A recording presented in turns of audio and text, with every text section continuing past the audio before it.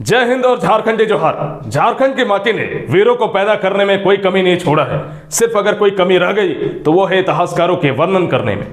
झारखंड अगर एक अलग राज्य नहीं बना होता तो ना जाने कितने सारे क्रांतिकारियों की कहानी अधूरी रह जाती जिसको दुनिया जान भी नहीं पाता। झारखंड एक अलग राज्य बना जिसके कारण तिलका मांझी, बिरसा मुंडा, बुद्ध भगत, सिदो कानू जैसे महान स्वतंत्रता सेनानियों की कहानी हमारे बीच, आप लोगों के बीच आई और हम लोगों ने उन्हें जाना।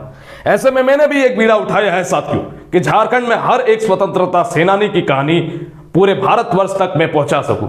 मैंने पिछले दिनों कई सारे टॉपिक्स पर वीडियो बनाया जिनमें से तिलका मांझी के ऊपर था, बिरसा मुंडा के ऊपर बायोग्राफी था, सिदो कानू के ऊपर था, निर्मल महतो के ऊपर मैंने खरसावा गोलीकांड पे वीडियो मैंने बनाया। और जितने भी ये सब मैंने वीडियोस बनाए सारे वीडियो को आप लोगों ने बहुत ज्यादा प्यार दिया और लाखों में इस पर व्यूज गए। तो आज के इस वीडियो में मैं शहीद बुद्ध भगत की कहानी में बताने वाला हूं जिन्होंने कोल विद्रोह का नेतृत्व किया था। तो आइए बिना कोई वक्त गवाए आज की कहानी को शुरू करते हैं। भारत में 1857 के विद्रोह को पहला स्वतंत्रता संग्राम कहा जाता है और मंगल पांडे को भारत का पहला स्वतंत्रता सेनानी जिन्होंने अपने प्राणों की आहुति भारत को आजाद करने में किया था। लेकिन उनसे भी 25 वर्ष पहले एक ऐसे व्यक्ति की कहानी में आज आपको सुनाने जा रहा हूं जिन्होंने 1831-32 में सबसे पहले कोल विद्रोह की नींव रखी और झारखंड से अंग्रेजों को खदेड़ने का प्रयास किया। आइए इनकी कहानी शुरू से जानते हैं साथियों।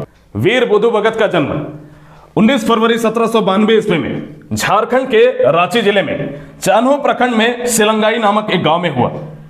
कोयल नदी के तट पर यह गांव स्थित है। बुद्ध भगत उराव जनजाति से संबंधित थे और उराव जनजाति अपने साथ टाइटल के रूप में भगत लगाते थे। अब जैसे कि मैंने आपको बताया कि बुद्ध भगत ने कोल विद्रोह की शुरुआत की थी, तो सबसे पहले साथियों हम लोग समझते हैं कि कोल आखिर है क्या, कोल शब्द का मतलब क्या है। बहुत से लोग समझते हैं कि कोल कोई जनजाति थी, नहीं, कोई जनजाति नहीं थी। कई आदिवासियों के समूहों को या बहुत सभी आदिवासियों के समूहों को, सभी आदिवासियों को अगर एक रूप में एक नाम में कहा जाए तो वो हम लोग कोल कह सकते हैं, है ना। तो कोल का मतलब ही होता है कि सभी आदिवासी। इस प्रकार से बुद्ध भगत के बारे में हम लोग बात करें तो कोल विद्रोह के ये जनक थे और इन्होंने छोटा नागपुर क्षेत्र में कोल विद्रोह का नेतृत्व किया था। झारखंड में अगर बात करें तो यह पहला सुव्यवस्थित व्यापक विद्रोह था जिसकी नींव संपूर्ण झारखंड में रखी गई और संपूर्ण झारखंड से लोग अंग्रेजों को खदेड़ने के लिए इस युद्ध में लड़े थे। लेकिन कहानी को इतना आगे ना ले जा करके मैं एकदम शुरू से शुरू करना चाहूंगा बुद्ध भगत के जन्म से। तो 1792 में इनका जन्म हुआ, रांची के सिलंगाई गांव में इनका जन्म हुआ। एक उराव जनजाति में इनका जन्म हुआ। बचपन से बुद्ध भगत को इनके माता पिता बकरी चराने के लिए भेज दिया करते थे, लेकिन अपने जल जंगल जमीन को प्रोटेक्ट करने के लिए बचपन से ही इनके अंदर एक अजीब से असंबद्ध शक्तियां थी। हमेशा ये जब बकरी चराने के लिए जाते थे तो अपने साथ एक कुल्हाड़ी ले जाया करते थे। लोग पूछते कि कुल्हाड़ी लेकर के क्यों जा रहे हो, तो वो कहते कि अगर हमारी जंगलों की कोई गैर कानूनी रूप से कटाई करता है तो उनसे लड़ने के लिए मैं कुल्हाड़ी लेकर के जा रहा हूं। अपने आसपास के एरिया को, अपने आसपास के लोगों को, अपने आसपास के क्षेत्र को प्रोटेक्ट करने का, रक्षा करने का गजब की जिम्मेदारी ना मानो जैसे भगवान ने ही इन्हें ये जिम्मेदारी देकर के भेजी हुई है कि तुम्हें अपने जल जंगल जमीन और अपने समुदाय के लोगों की रक्षा करनी है। इसलिए हमेशा वो अपने साथ एक कुल्हाड़ी रखते थे। बचपन से लेकर के जब तक वो उनका देहांत हुआ तब तक वो अपने साथ एक कुल्हाड़ी रखा करते थे। उसी कुल्हाड़ी से वो अंग्रेजों को चीर फाड़ते हैं और उसी कुल्हाड़ी से अंग्रेजों को झारखंड से भगाने का सर्वप्रथम प्रयास करते हैं। अपने गांव, अपने कस्बे और अपने जल जंगल जमीन की रक्षा करने की उनकी एक्टिविटी को देख करके लोग उन्हें सिंह बोंगा का दूत कहने लगे। सिंह बोंगा बेसिकली आदिवासी में एक सबसे बड़े देवता को ही सिंह बोंगा कहा जाता है कि सिंह बोंगा ने इन्हें हमें हमारी रक्षा करने के लिए भेजा गया था। बुद्ध भगत की आवाज में जादू था। जन सैलाब को नेतृत्व करने का, जन सैलाब को एकत्र करने की क्षमता उनके अंदर थी। वो हमेशा अपने जल जंगल जमीन क्षेत्र को बचाने के लिए जिस तरह की स्पीसेज लोगों के बीच देते थे, जिस तरह के भाषणें लोगों के बीच देते थे कि आप लोगों को भी अपने जल जंगल जमीन को प्रोटेक्ट करना चाहिए, हमारे जल जंगल जमीन को लूटा जा रहा है, वो अचंभित करने वाला था। जिसके कारण बुद्ध भगत की लोकप्रियता छोटा नागपुर क्षेत्र में काफी ज्यादा थी। लेकिन उनकी लोकप्रियता पे 4 चांद उस दिन लग जाते हैं जब वो कोल विद्रोह का नेतृत्व करते हैं। लेकिन वहां तक पहुंचने से पहले कहानी को हम लोग और डिटेल में समझने का प्रयास करेंगे कि सबसे पहले झारखंड में अंग्रेज कैसे प्रवेश करते हैं। आप सभी को पता है कि 1764 ईस्वी में बक्सर का युद्ध जीतने के बाद अंग्रेजों को मुगल बादशाह से दीवानी अधिकार मिल जाता है और यही वो रीजन होता है जिसके कारण अंग्रेज झारखंड में प्रवेश करते हैं। इससे पहले आपको पता है कि झारखंड में क्षेत्रीय राजाओं और जमींदारों का अधिकार था जो मुगल बादशाह को कर के रूप में सालाना एक फिक्स अमाउंट दिया करते थे। लेकिन जैसे ही दीवानी अधिकार, यानी कि दीवानी अधिकार का मतलब है टैक्स रेवेन्यू सिस्टम, तो दीवानी अधिकार जैसे ही अंग्रेजों को दे दिया गया, अब झारखंड में टैक्स को उठाने के लिए, झारखंड में टैक्स को कलेक्ट करने के लिए अब अंग्रेज अधिकारी आएंगे और यहीं से विवाद की शुरुआत होती है। और यहीं से ना जाने झारखंड में कितने सारी कहानियां उत्पन्न होती है, चाहे वो तमाड़ विद्रोह हो, कोल विद्रोह हो, बिरसा आंदोलन हो, संथाल विद्रोह हो, और ना जाने झारखंड में कितने व्यापक आंदोलन हम लोग देखते हैं। लेकिन झारखंड पूरे भारतवर्ष का वह पहला माटी रहा जो अंग्रेजों के विरुद्ध संघर्ष करने में, अंग्रेजों के विरुद्ध लड़ने में सबसे पहले अग्रणी भूमिका निभाता है। सभी जगह आत्मसमर्पण कर दिया जाता है, लेकिन झारखंड एकमात्र ऐसा राज्य रहता है जहां अंग्रेजों से आंखें मिला करके अपना लोहा मनवाया जाता है। जैसा कि मैंने आपको कुछ देर पहले समझाया कि 1764 ईस्वी से पहले झारखंड में क्षेत्रीय राजाओं और जमींदारों का शासन हुआ करता था जो मुगल बादशाह को कर के रूप में सालाना भुगतान किया करते थे। लेकिन दीवानी अधिकार मिलने के बाद अंग्रेज झारखंड की तरफ प्रवेश करते हैं। आप लोगों को पता है कि वेस्ट बंगाल, यानी कि जो बंगाल का इलाका है, वहां पे अंग्रेजों का दबदबा था। ईस्ट इंडिया कंपनी सबसे पहले अपनी फैक्ट्री वहीं पे स्थापित करती है और संपूर्ण बंगाल के क्षेत्र में अंग्रेजों का दबदबा था। और बंगाल के रास्ते ही आपका बंगाल से सटा हुआ एक सीमा पड़ता है आपका ये, तो इसी बंगाल से सटे पूर्वी सिंहभूम के रास्ते से अंग्रेज झारखंड में सबसे पहले प्रवेश करते हैं, सरायकेला खारसावा के रास्ते से। झारखंड में प्रवेश करते ही अंग्रेज यहां पर टैक्स रेवेन्यू सिस्टम पर अपना दबदबा बनाना शुरू कर देते हैं। जमींदारों को बोल देते हैं कि टैक्स अब आप लोग नहीं, हम लोग कलेक्ट करेंगे, और तुम लोग अगर कलेक्ट करोगे तो मेरी हाथों की कठपुतलियां बनकर आप लोगों को कलेक्ट करना पड़ेगा। और जितना मुगल बादशाह को टैक्स देते थे उससे ज्यादा ही आपको टैक्स देना है, उससे कम नहीं देना है। पहले झारखंड के आदिवासियों ने जमींदारों के तहत रह करके जुल्मों का सामना करना पड़ा, लेकिन अब अंग्रेजों के जुल्मों का सामना करने का समय आ गया था। इधर अंग्रेज झारखंड में प्रवेश करते हैं और उनका जुल्म का सिलसिला शुरू होता है। वहीं दूसरी तरफ बुद्धू भगत को इस बात की खबर जैसे ही लगती है, वो अपनी नींव मजबूत करना शुरू कर देते हैं। गांव से गांव जाते हैं, लोगों को इकट्ठा करते हैं, कहते हैं कि अंग्रेज आ गया। एग्जाम्पल देखो कि अगल बगल के जिस क्षेत्र में अंग्रेज गया है वहां पे जुल्म बड़ा है और वो उस एरिया पर कब्जा करता है। झारखंड पर कब्जा करने के लिए अंग्रेज आ चुके हैं, अब आप लोगों को जगना होगा। इस तरह करके गांव गांव कुल्हाड़ी लेकर के गांव गांव जाने लगते हैं बुद्धू भगत और लोगों को एकत्र करना शुरू कर देते हैं और इस तरह से कोल विद्रोह की एक नींव रखते हैं। जंगलों में रहते हुए बुद्धू भगत ने गोरिल्ला युद्ध और छापेमार युद्ध नीति उन्होंने सीखा था। अपनी सेना की टुकड़ी को वो हमेशा वही सब चीजें सिखाया करते थे, क्योंकि इसको सीख के रखो, कल के डेट में अंग्रेजों के विरुद्ध ये काम आएगा। उन्हें पता था कि आज नहीं तो कल हम लोग अंग्रेजों के विरुद्ध लड़ेंगे, लेकिन जब इनका जुल्म चरम पर पहुंच जाएगा उस दिन हम लोग आंदोलन करेंगे। तो आंदोलन इतने बड़े समुदाय से करने के लिए सबसे पहले हमारी भी सेना को मजबूत करना होगा, बड़ा करना होगा और धीरे धीरे अपने सेना को ट्रेन करना शुरू करते हैं बुद्धू भगत, है ना।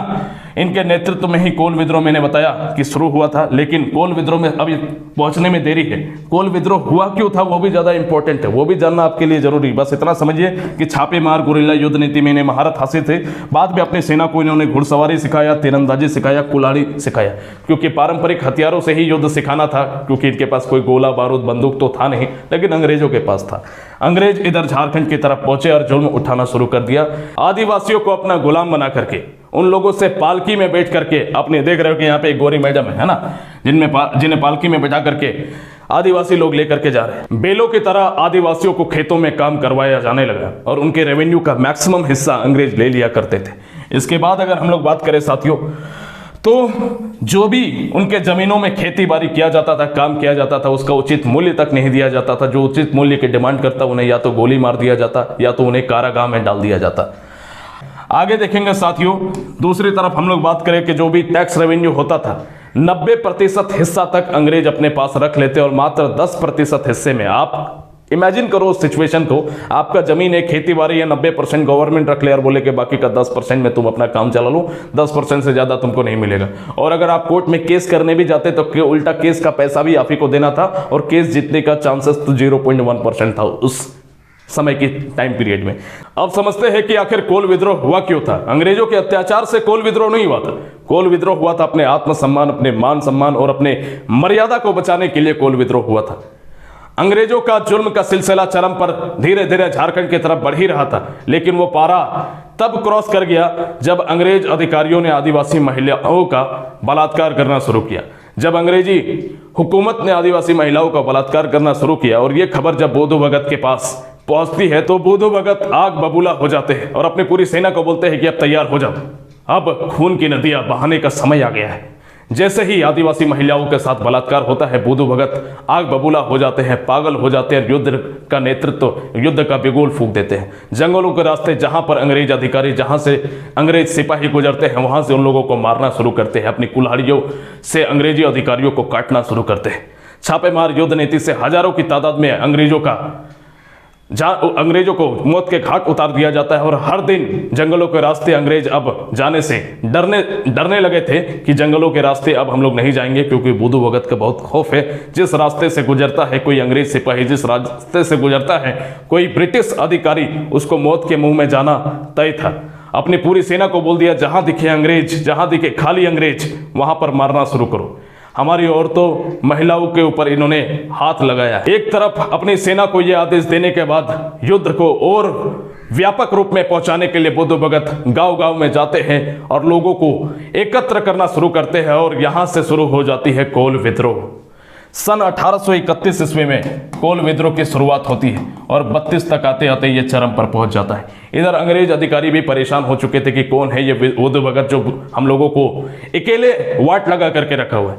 पूरी अंग्रेजी सत्ता को हिला करके रख दिया एक बुद्धू भगत ने। कौन है वो इंसान, उसको पकड़ो। बुद्धू भगत के ऊपर में 1000 रुपये का इनाम रखा जाता है। अब आज के डेट में अगर 1000 रुपये बोला जाए तो आपको बहुत कम लगेगा, लेकिन आप ये समझिए कि जो झारखंड के सबसे बड़े स्वतंत्रता सेनानी जिन्हें कहा जाता है बिरसा मुंडा के ऊपर 500 रुपये का इनाम था। तो आप इस बात से अंदाजा लगाइए कि बिरसा मुंडा के जन्म से लगभग 100 साल पहले 1000 रुपये का इनाम रखा गया, तो ये कितना बड़ा इनाम था, अब आप अंदाजा लगा सकते हैं। इधर बुद्धू भगत को पकड़ने की तैयारी शुरू हो गई और बुद्धू भगत दूसरी तरफ अंग्रेजों के विरुद्ध लड़ाई का बिगुल फूंक चुके थे और धीरे धीरे करके संपूर्ण झारखंड में ये कोल विद्रोह फैल गया और अलग अलग जगह से लोग इस कोल विद्रोह का नेतृत्व करते हैं। दोनों तरफ से घमासान युद्ध चल रहा था। एक तरफ से अंग्रेजी अधिकारियों को मार रहे थे कोल विद्रोह के आंदोलनकारी और दूसरे तरफ अंग्रेजी सेना भी कोल विद्रोह से जुड़े हुए लोगों को मारना शुरू करते हैं और ये झारखंड में खून की नदियां बहने का सिलसिला शुरू हो जाता है। बुद्धू भगत के मन में एक ही धुन सवार था कि एक भी अंग्रेज अधिकारी को छोड़ना नहीं है, सभी को मौत के घाट उतार देना है। लेकिन एक अकेला बुद्धू भगत, एक अकेला स्वतंत्रता सेनानी क्या कर सकता था। उधर दूसरी तरफ अंग्रेजों की इतनी बड़ी सेना जो आधुनिक हथियार से लैस, जिसके पास बम था, गोला था, बारूद था, उसके आगे बुद्धू भगत की सेना का टिकना मुश्किल था। लेकिन तब भी वीरता से वे लोग बहुत दिन तक लड़ते रहे और हजारों की तादाद में अंग्रेजी सेनाओं को मौत का घाट में उतार दिया। झारखंड में कोल विद्रोह दिन ब दिन बढ़ता चला जा रहा था और अंग्रेजों को मौत के घाट उतारा जा रहा था। आदिवासी जैसे मानो पागल हो गए थे। अपनी औरतों महिलाओं के साथ हुए दुर्व्यवहार का बदला लेने के लिए पूरी आदिवासी समाज एकत्र होना शुरू की। लेकिन यहाँ पर अंग्रेजों ने एक बहुत बड़ी चाल चली। उन्हें पता था कि बुद्धू भगत को हम लोग ऐसे नहीं पराजित कर सकते। बुद्धू भगत को पकड़ना मुश्किल है क्योंकि वो जंगलों के रास्ते कहाँ खो जाते हैं। जंगलों का मसीहा, जिसे जंगल का चप्पा चप्पा मालूम है, तो जंगलों के बीच बुद्धू भगत को पकड़ना मुश्किल है। तो कहीं ना कहीं बुद्धू भगत को ऐसी परिस्थिति में डालना पड़ेगा कि बुद्धू भगत हमारे पास चल करके आए। बुद्धू भगत की वो लोकप्रियता थी जिसके बारे में बुद्धू भगत के बारे में कोई बता नहीं सकते थे, या 1000 रुपये का भले ही इनाम रख दिया गया था, लेकिन उनके सामने, जैसे बिरसा मुंडा की कहानी में आपने सुना था कि 500 रुपये के इनाम के लालच में लोगों ने बिरसा मुंडा के बारे में बता दिया था। लेकिन बुद्धू भगत की ये लोकप्रियता थी कि उनके बारे में कोई भी व्यक्ति चर्चा नहीं करता कि बुद्धू भगत आखिर है कहाँ, लेकिन थे वो जंगलों में ही। उन दिनों झारखंड में अंग्रेजी सेना की बागडोर कैप्टन इम्पे के हाथों में थी। कैप्टन इम्पे को बुद्धू भगत को पकड़ने की जिम्मेदारी दे रखी थी और उन्होंने इसी परिस्थितियों का फायदा उठा करके कि बुद्धू भगत को चलो इमोशनली ब्लैकमेल करते हैं और बुद्धू भगत को पकड़ते हैं। जिस इलाके में बुद्धू भगत रहते हैं उस इलाके में, उस गांव के समीप पूरी सेना लेकर के चले जाते हैं कैप्टन इम्पे और गांव की जनता के बीच चिल्ला करके आवाज लगाते हैं कि बुद्धू भगत हमारे सामने आत्मसमर्पित कर दो, वरना पूरे गांव को हम लोग जला देंगे, पूरे गांव को हम लोग मिटा देंगे, पूरे गांव पर हम लोग गोलियां चला देंगे। बुद्धू भगत तक ये खबर जाती है, लेकिन बुद्धू भगत तक ये खबर जाती है, वो सोचते हैं, सोच विचार करते हैं।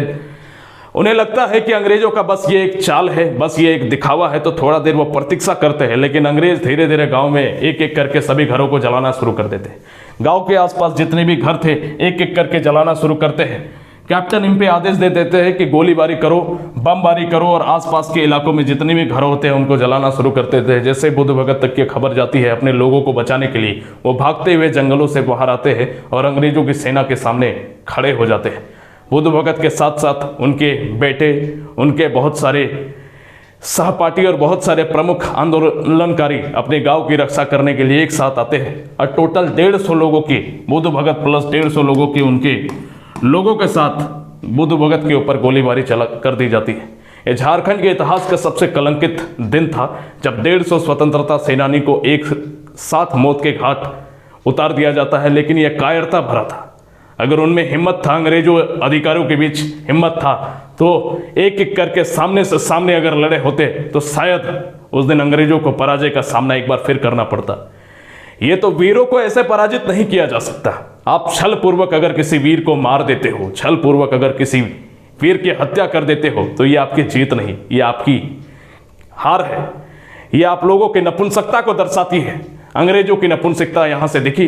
एक साथ पीठ पीछे वार कर दिया गया 150 लोगों और 150 स्वतंत्रता सेनानियों को शहादत मिल गई, क्योंकि वीरों को मौत नहीं होती। अंग्रेजों की मौत हुई थी, लेकिन इधर स्वतंत्रता सेनानियों की हमेशा शहादत होती है। ये धरती, आसमान, अंबर, झारखंड की हरियाली, झारखंड की खुशबू और झारखंड की ये मिट्टी उन वीरों को आज भी याद करती है। मैंने भी एक जिम्मेदारी ली है साथियों कि झारखंड के हर एक स्वतंत्रता सेनानी की कहानी आप लोगों के बीच रख सकूं और संपूर्ण भारतवर्ष में इनकी पहचान दिला सकूं। मैंने जिनके ऊपर भी वीडियो बनाया, आप लोगों ने लाखों की तादाद में उसे देखा और प्यार दिया।